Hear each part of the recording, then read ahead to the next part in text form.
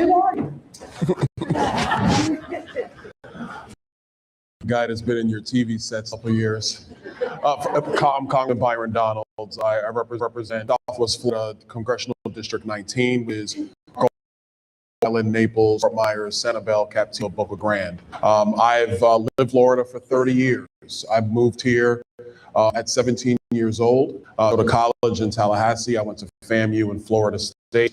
After college, I moved to Naples, Florida. My wife, Erica, have been married for 20 years. Our sons are 22, 8, and 14, all boys. I had 3 times, didn't work. So I just decided to stay with where we were. My career was banking in financial services. I spent 17 years in the business. I'm securities licensed, 7 and 66.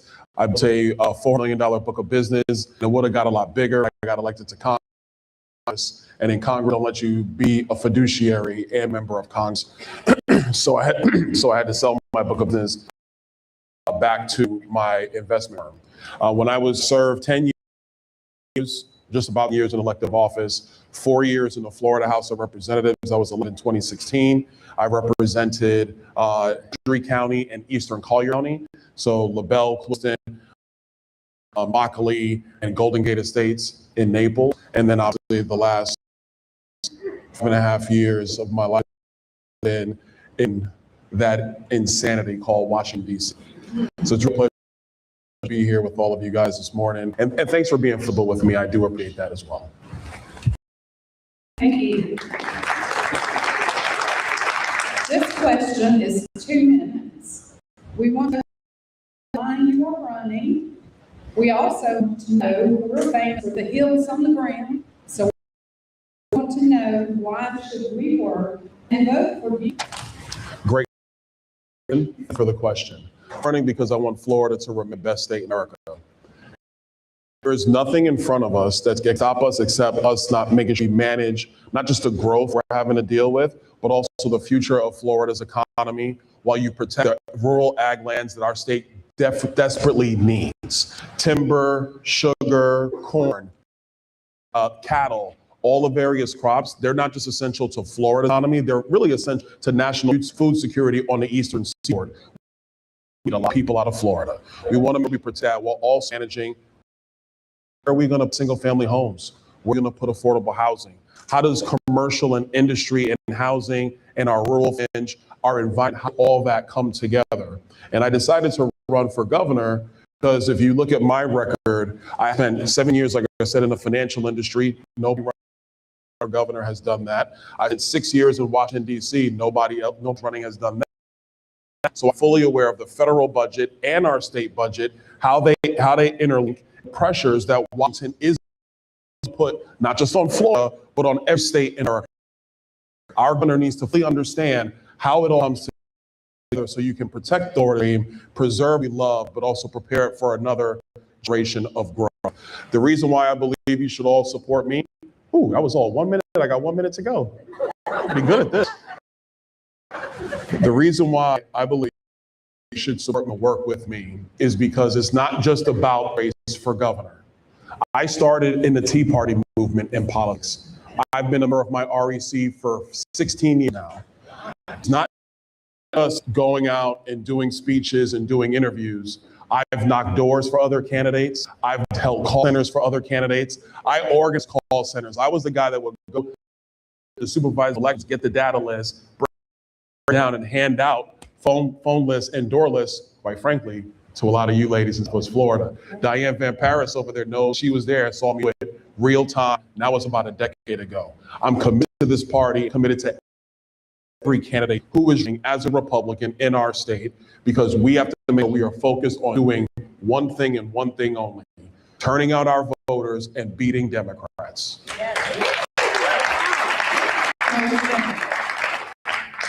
One of the questions the women are curious about is what is the first thing you will do or change in office?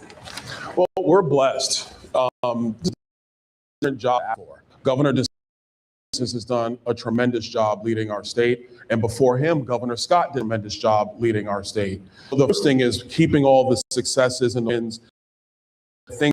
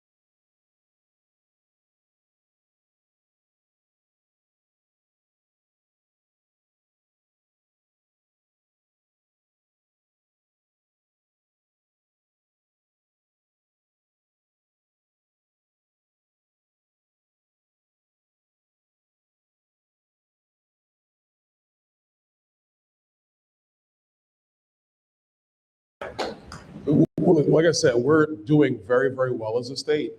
But even when you're doing well, there's still things that need to be fine-tuned, managed, updated, modernized, et cetera. But focus on insurance.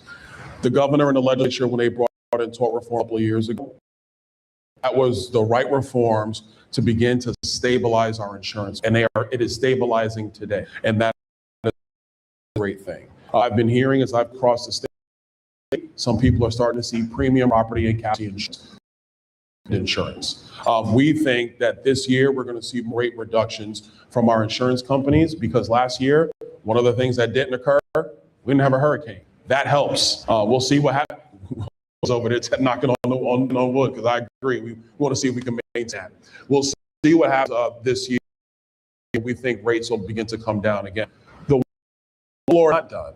And we've really reviewed the regulatory framework, our catastrophe fund, since it was put in place. And I'm not blaming the governor, and I'm not blaming Rick for that.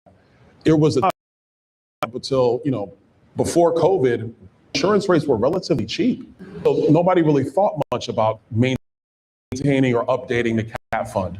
We have to get in that game today. So one of the things we are, and I chaired insurance and banking when I'm in the Florida House.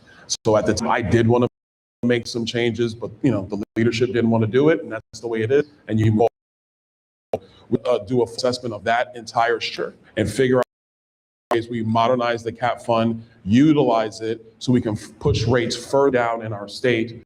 But I want to make sure we say one thing very clearly. However we manage that, we're going to make sure that we're not creating a more hazard be backed by the people of Florida. What Washington always does is they come up with some crazy strategy and they don't care about fallout. What we want to do is responsible with the CAT fee, be responsible with the regulatory, so that when we make these adjustments, if something goes wrong, it's not the back of the people of Florida. Thank you. As we know, Republicans are completely in charge of all the houses and the government. We still have to have cooperation and people together. So what unique individual trait or history do you possess that enable you to work successfully with Florida legislators to enact laws that will keep Florida families safe? Everybody knows what's going on in Tallahassee right now, it's pretty rough. It's not cohesive. They're just not working well. My hope is that they finish their business once and for all. And how I've worked in politics, I talk to everybody. I'll engage you. We can have agreements. We'll sit down and talk. I'm a business person, a professional. And so in business, I don't have to like you in order to get business done. Just call it. I don't have to like, we're not going to sit down and have beer, or me, we're not going to have a glass of tequila later. But we can take care of our business and be professional. I've talked with Sam Garrison. Jim Boyd and I served together in the Florida House. Jay Trumbull and I served together in the Florida House. The next Senate president after Jim Boyd. The third Senate president after Jay Trumbull, Tom Lee, we came in together in the Florida House. Sam Garrison, Jennifer Kennedy, Mike Redondo, I've had the opportunity to meet them all, sit with them, talk with them. And so we're already building the relationship you need to have so when it comes to the business in Florida, you can execute that and get that done. My way of doing business, let's in a room and hash out details in that early. My colleagues on Capitol Hill, they've talked, what they say about me is that the member in the Republican conference that can talk to the problem, the talks, the Republican Study Commission, Freedom Caucus member. I was the first House Freedom Caucus member to be delegate from House Freedom Caucus at the electorship table in Washington. So when we were debating deal with debt ceiling, we were debating how to deal with government spending and border security, I was the member of HC that was in with then Speaker Murphy and now Speaker Johnson. And so that's how I've always worked, very collaboratively. I'm very principled and I'm very conservative. That's not changing. But when it comes to working with people, sit down, we figure it out, we make it happen, we get real solution and get it done. Thank you. Last question is a summary. So you get 3 minutes for this question. You get more. And in summary, is there something that we discussed with you that you would like to relate to the universe? Would you like to share about?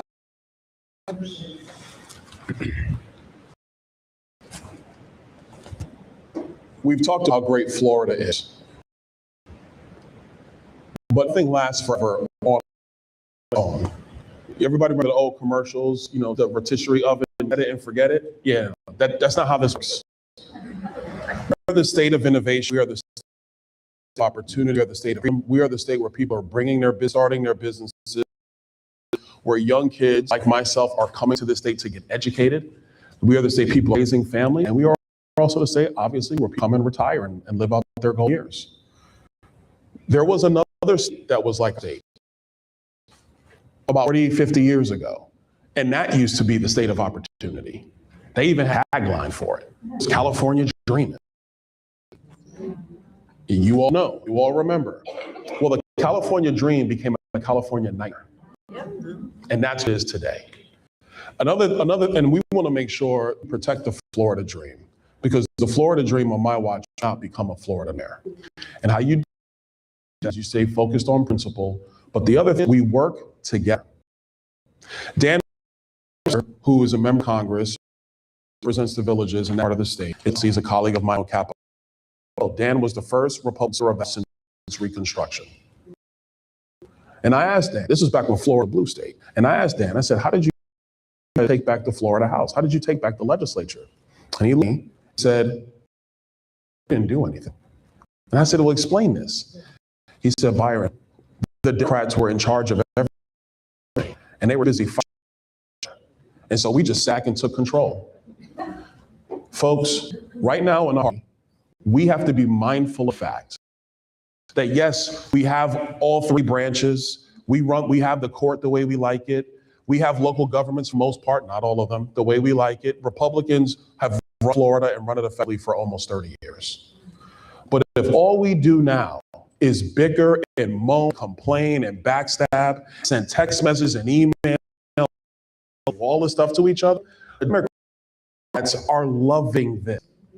Because if we fight each other about which Republican is which seat and who's in charge and who's not, that is how we lose the great Florida. There's a primary governor. I know some of my opponents were here yesterday. I know both men. They've known me for a long time. Can't come and go. There's big and sharp in campaigns. We have a word on this. This primary is we are one party. And our responsibility is to preserve the best state in America. And we have solemn responsibility and duty because if Florida is not Florida anymore, where's anybody's go? Because they're going to New York, they're not going to Illinois, they're not going to California because those places suck. Thank you.